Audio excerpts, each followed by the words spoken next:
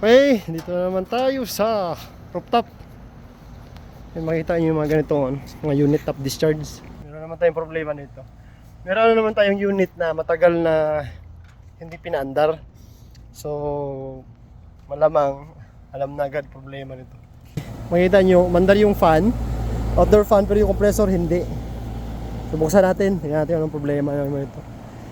Magagamit na naman tayo nito pinagbawawal na technique. Buksan nyo na.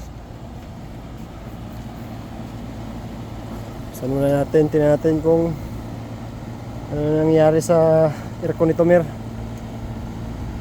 Sabi init. Kami na sa ano tayo. Sa babaw tayo ng ano. Pop. Okay, so ito. Kita nyo ngayon. Makita nyo, yun yung normal na ano, ilaw niya. Kita nyo yung contactor, nag-trigger siya. So malamang, check mo yun, okay, trigger yung contactor, oh. Pero hindi mandar yung compressor. So nangyari dito, siguro ngayon nag-open winding yung common ng compressor nito. Kaya ganun. Check mo ngayon kung may 220 siya ito sa taas pala, sorry. Sa output ng contactor. Yan, may 220 siya, pero yung compressor hindi. Kasi malamang nangyari ito, nag-open yung common winding niya kasi under na yung compressor pero nag-high ampere siya. So kaya ganito nangyari. So ngayon, gagawin natin, papahingahin muna natin yung unit, yung compressor na babalik ulit yung common niya.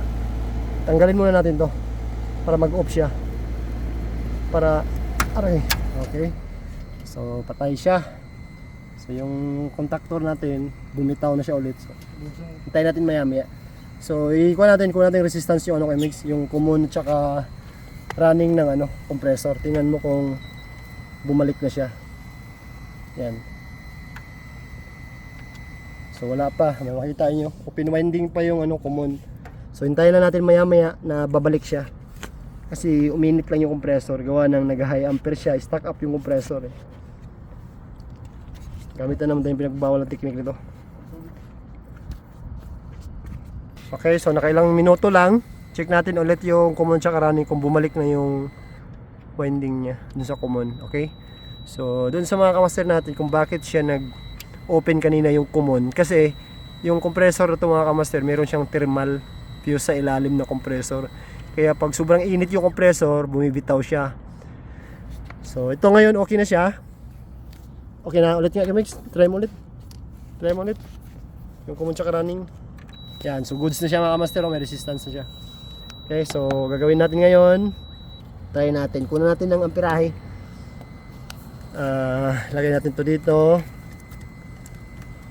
Okay, and then tapos ampere. Tapos, sige, sundutin mo Mix. Mabilisan lang. Yan, kita nyo mga kamaster, oh. Yan, oh. Open ano siya, high ampere, di ba? Nag 99 amp siya. So stack up siya. So ngayon, gagamitin natin pinagbawal na technique. Check mo ulit yung ano resistance kung bumitaw yung common ulit. Yan natin kung bumitaw siya ulit.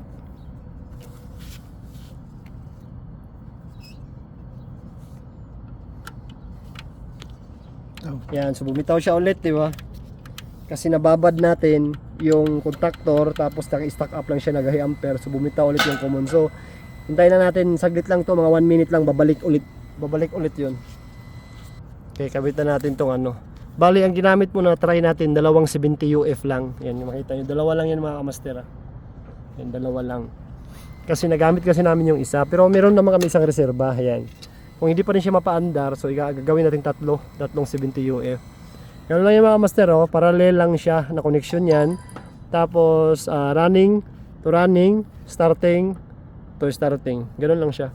So hintayin natin ulit kung babalik yung resistance ng ano, common. Check mo ulit. Okay, so check natin ulit kung goods na. Ayun, so bumalik na yung ano, winding niya. So ito, try na natin mga master, yan nakabit na lahat, oh. Bali dalawang 70 UF lang, tsaka itong stock niya na isang 70, bali tatlo. Okay, so try natin, mabilisan. Saan yung isang contactor? Saan yung bubunutin mo? Okay. Okay, so 1, 2, 3, go. Okay, up. So, hindi kaya ng dalawang 70. Gawin natin tatlo. Kabit natin tong isa. Hindi kaya yung dalawang 70 na idagdag. Gawin natin tatlo. Okay, so tatlo na ginamit natin mga masiro. Tatlo plus yung stock niya na 70. Okay, try natin ulit. Okay, try natin ulit.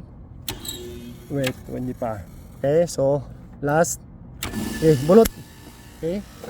So yan. Andar yung mga master, hindi na siya ampere, high ampere. So goods na to. Kabit natin yung ano kami, yung wire natin natin sa board niya para mag-trigger na tong contactor. Yun. Yun.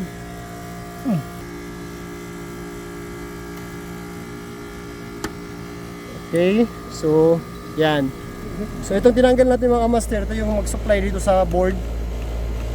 Kasi ito nanggagaling dito yung supply sa coil na contactor. Kaya nag-trigger siya dahil dito sa board na to. So after nakabit, nag-trigger na siya. So goods na rin yung ano, yun ang pirahe niya 15. Ibabalik natin kabit natin tong kapasitor niya. So andar na to mga master. Ano lang kasi to, lang siya na na nakatambay yung unit. Kaya nag-stack up yung compressor. Tapos yung indoor pa nasa ground floor, tapos yung outdoor nasa rooftop. So halos nasa 20 meters